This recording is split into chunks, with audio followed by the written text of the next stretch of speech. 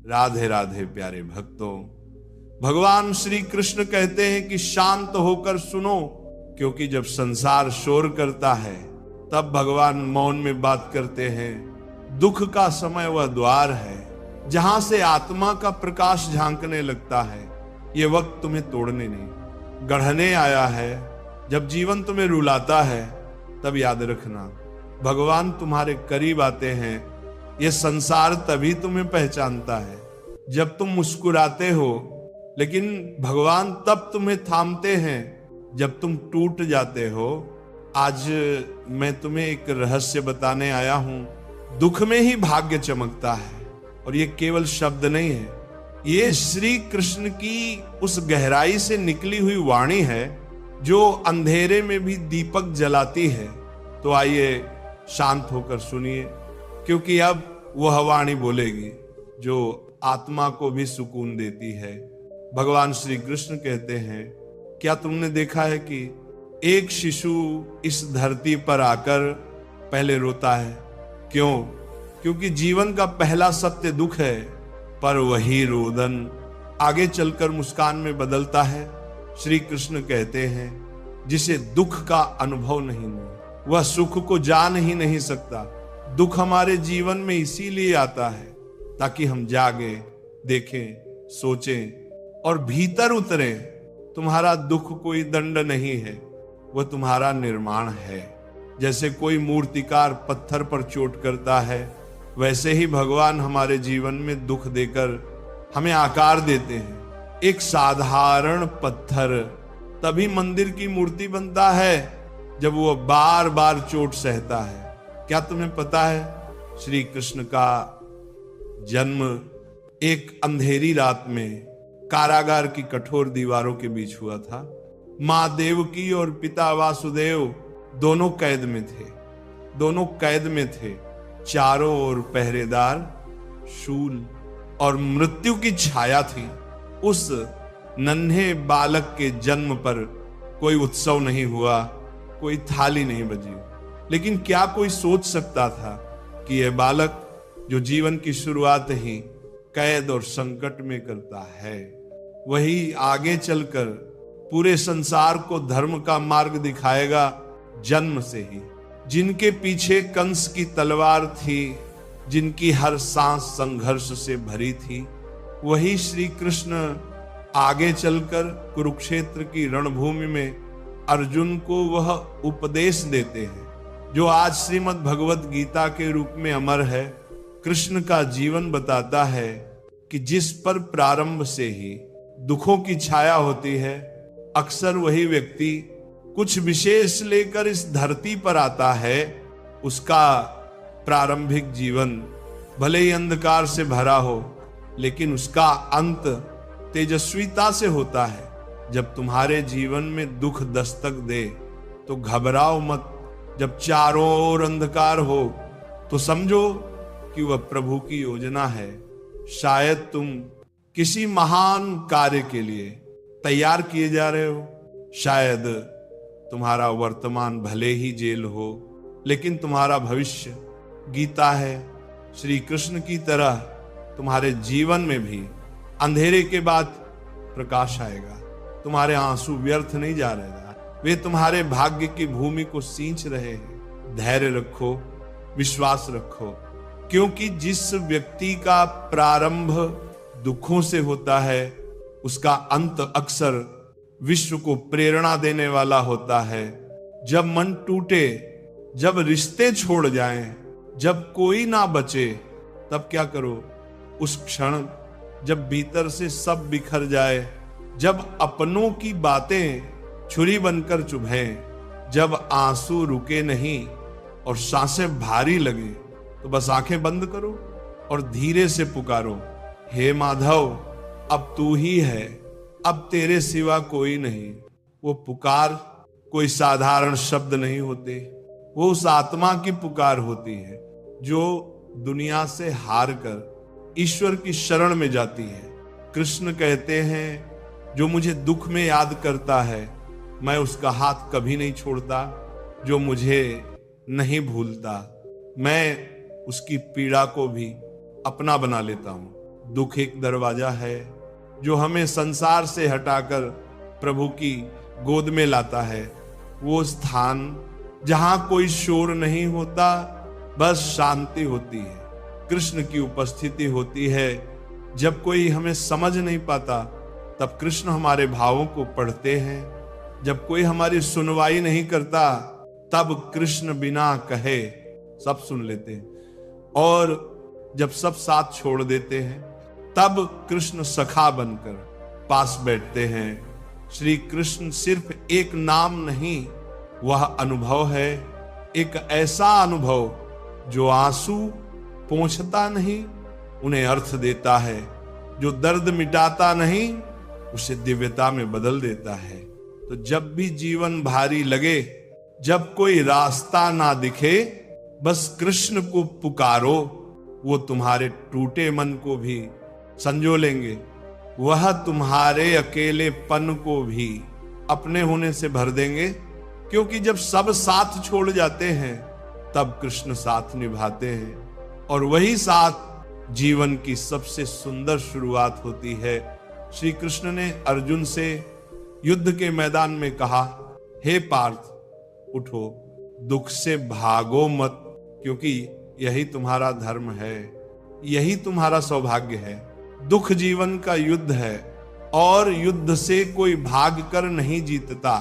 तुम्हारे आंसू तुम्हें कमजोर नहीं बनाते, वे तुम्हारी आत्मा को धोते हैं। जो व्यक्ति दुख से भागता है वह भाग्य को खो देता है, पर जो दुख को गले लगाता है वह भगवान को पा लेता है, क्योंकि दुख तुम्हारे भीतर छिपी शक्ति को जागृत करता है।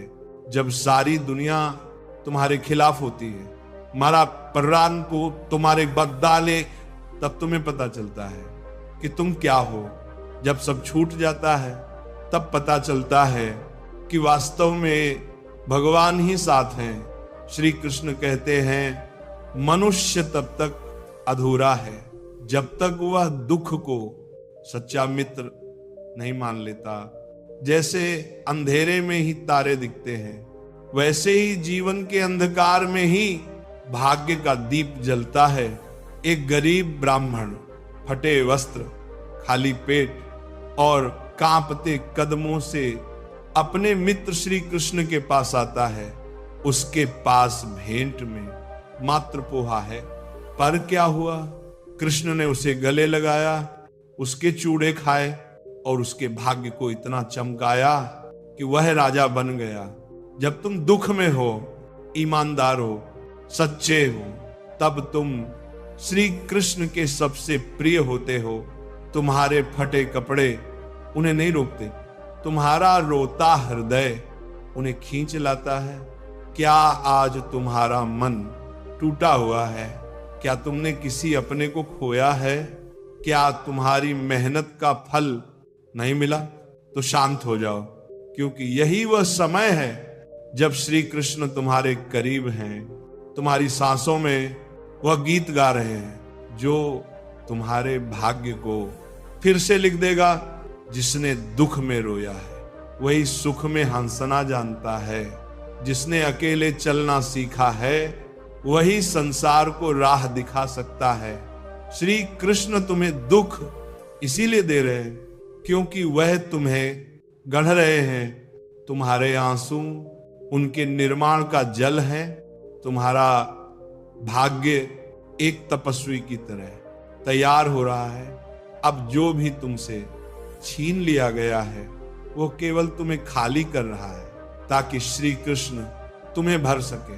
तुम्हारे जीवन से जो लोग, सपने, रिश्ते या अवसर चले गए हैं, वे इसलिए गए क्योंकि वे तुम्हारे भीतर जगह घेरे हुए थे और श्री कृष्ण उस जगह को अपने प्रेम, अपनी कृपा और अपने दिव्य उद्देश्य से भरना चाहते हैं। जो खो गया वह संसार था, जो मिलने वाला है वह भगवान का प्रसाद है।